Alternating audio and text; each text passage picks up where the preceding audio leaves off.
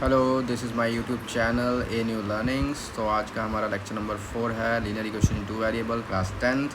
तो आज हमने बाकी के क्वेश्चन करने हैं एक्सरसाइज 3.2 के स्टेटमेंट्स क्वेश्चन। तो आई होप आप सब लोग पेन नोटबुक। आज हम करेंगे एक्सरसाइज 3.2 का क्वेश्चन नंबर 3 का आपका फिफ्थ पार्ट क्या कहता है हमारा, कहता है अ फ्रैक्शन जो है वो 9/11 बनती है अगर मैं 2 ऐड करूँ न्यूमरेटर में एंड डिनोमिनेटर में। ठीक है, पहले तो हमें ये बोलता है तो हम किस तरह करते हैं, लेट कर लेते हैं let the numerator be x, ठीक है, एंड द डिनोमिनेटर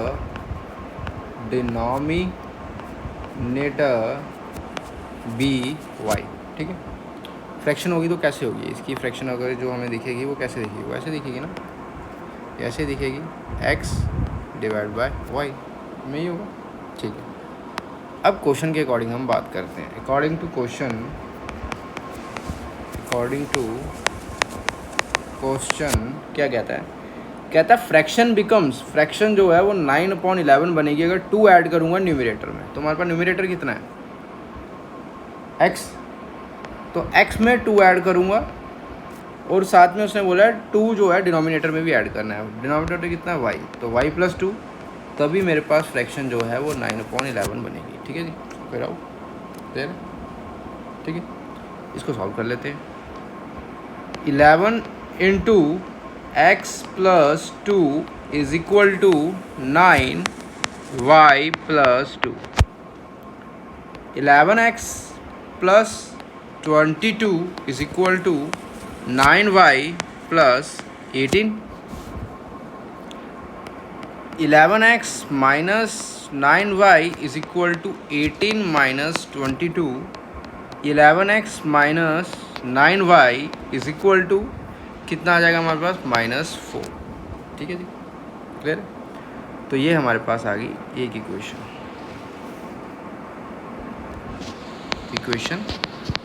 फर्स्ट। ठीक, इसी के साथ अगर मैं बात करूं, सिमिलरली क्वेश्चन कहता है हमारा if 3 is added to both the numerator and denominator, अगर 3 ऐड किया जाएगा न्यूमरेटर में भी और डिनोमिनेटर में भी तो फ्रैक्शन हमारी बन जाएगी 5/6। तो ठीक है, अगर मैं न्यूमरेटर में 3 ऐड कर देता हूँ और डिनोमिनेटर में भी 3 ऐड कर देता हूँ तो वो किसके बराबर आ जाएगा हमारे पास, 5 डिवाइड बाय 6। ठीक है, 6 into x + 3 is equal to 5 bracket y + 3।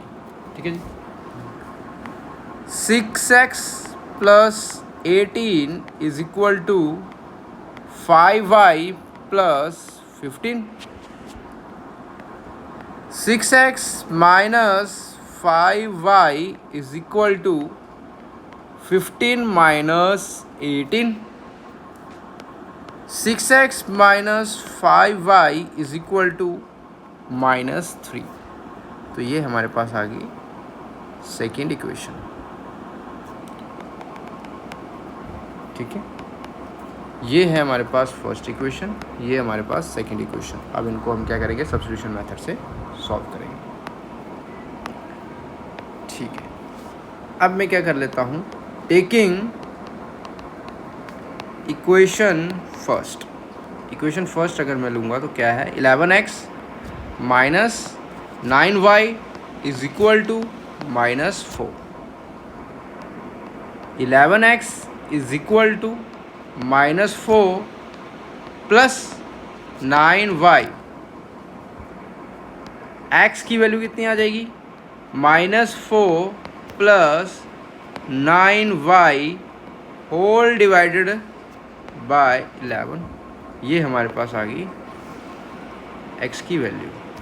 ठीक है, अब इस x की वैल्यू को क्या करेंगे, हम सब्स्टिट्यूट कर देंगे। तो किस में सब्स्टिट्यूट करेंगे, इक्वेशन सेकेंड में। substitute the value of x in equation second, we get, हमें क्या, -24 प्लस 9 6 था कितना होगा 54, मैंने 5y लिखा, होल डिवाइडेड बाय कितना आ जाएगा 11, ठीक है। उसके बाद -5y is equal to -3, -24 plus 54y minus 55y is equal to -33। ये 24 जाएगा राइट हैंड साइड, तो ये 54 और ये कितना आ जाएगा -y is equal to -33 plus 24, तो -y इज इक्वल टू कितना हो जाएगा -4, कितना हो जाएगा, ये आ जाएगा 9, -9, minus minus cancel out, y की वैल्यू हमारे पास कितनी आ गई 9। जब मेरे पास y की वैल्यू 9 आ गई, अब इस y की वैल्यू को मैं कहाँ पे सब्स्टिट्यूट करूँगा, x फर्स्ट इक्वेशन में, तो x की वैल्यू निकल जाएगी मेरे पास कुछ ऐसा, यहीं पे सॉल्व कर देता हूँ।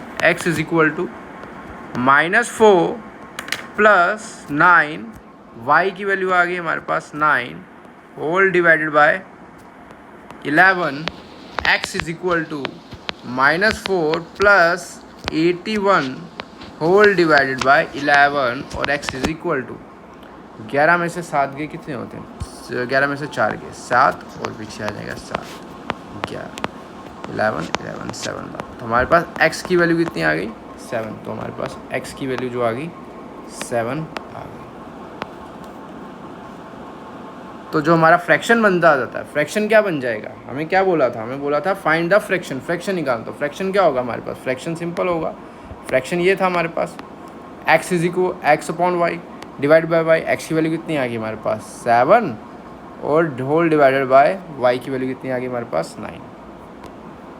तो ये जो था हमारे पास फ्रैक्शन निकल के आया, x upon y is equal to 7/9, ये हमारा क्वेश्चन है, ठीक है जी।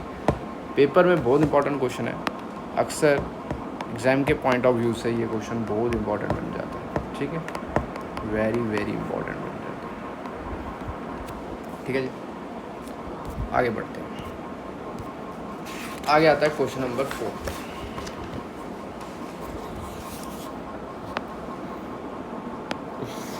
फोर्थ पार्ट हमारा क्या कहता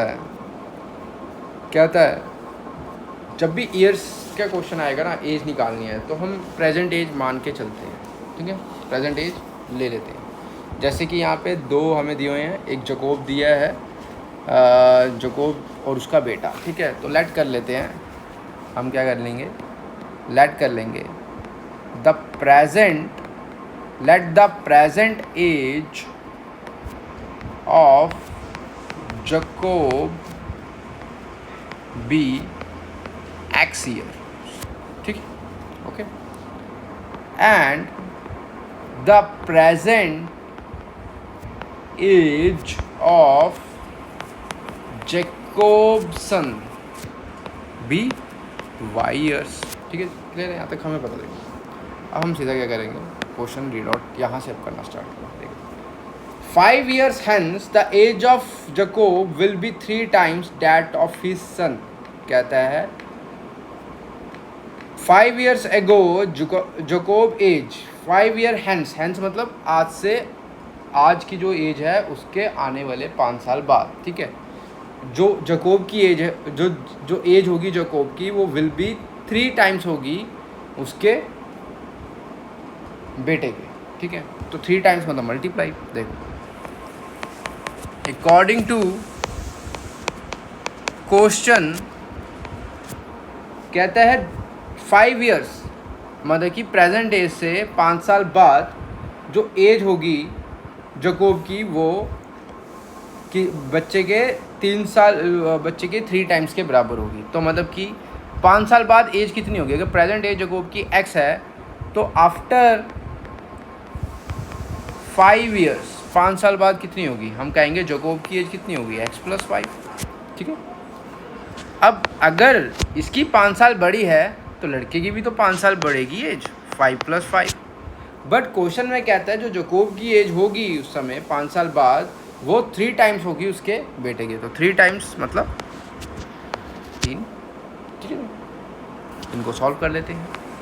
x + 5 = 3y + 15 and x - 3y = 15 - 5 and x - 3y = 10। ये हमारे पास क्या आ गया, फर्स्ट इक्वेशन। ठीक है जी, ठीक है। अब करते हैं हम, ये था आफ्टर 5 ईयर्स, ठीक है, क्वेश्चन के अकॉर्डिंग। उसके अगर हम बात करें 5 ईयर्स एगो, 5 साल पहले, 5 साल नहीं ये बोला हुआ है, हाँ 5 साल, 5 साल पहले जो थी 5 ईयर्स एगो, 5 साल पहले कितनी एज होगी। तो प्रेजेंट एज अगर उसकी x है तो 5 साल पहले कितनी होगी, x - 5। ठीक है, कितना हो जाएगा, x - 5 = और लड़के की भी 5 साल कम कर दोगे, y - 5। बट जो जकोब की 5 साल पहले की एज थी वो उसके बेटे के 7 गुना थी, 7 टाइम्स। तो 7 टाइम्स मतलब 7 मल्टीप्लाई। इनको सॉल्व करेंगे। x - 5 = 7y - 35। x - 7y = -35 + 5। x - 7y = -30। ठीक है जी,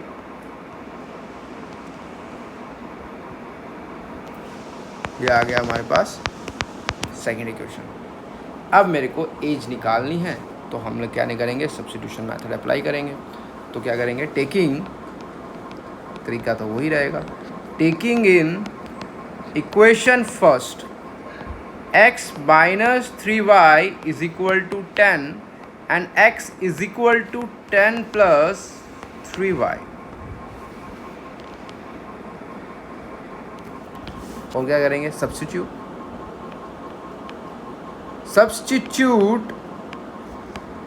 the value of x in equation second. तो सेकेंड में पुट करेंगे तो हमारे पास क्या आएगा, x - 7y = -30। x की वैल्यू आ गई हमारे पास 10 + 3y - 7y = 30। 3y - 7y = 30 - 10 and ये आ जाएगा हमारे पास -4y = -30 था और ये -30। ठीक है, तो ये अब हमारे पास आ गया -40। Minus minus cancel out and y = 10। ठीक है, y कितना आ गया, 10 आ गया। ठीक है, अब y की वैल्यू किस में करेंगे, पुट फर्स्ट में। Substitute the value of y in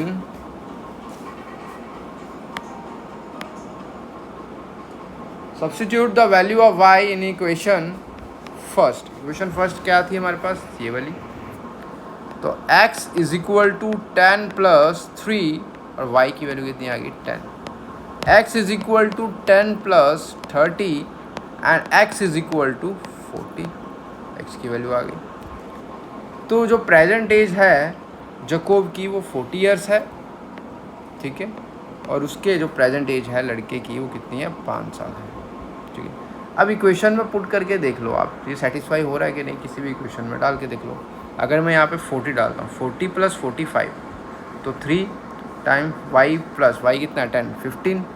तो देखो 3 गुना आ रही है ना, आ रही है, इसका मतलब ये सेटिस्फाई हो रहा है। तो इसके साथ हमारी जो एक्सरसाइज 3.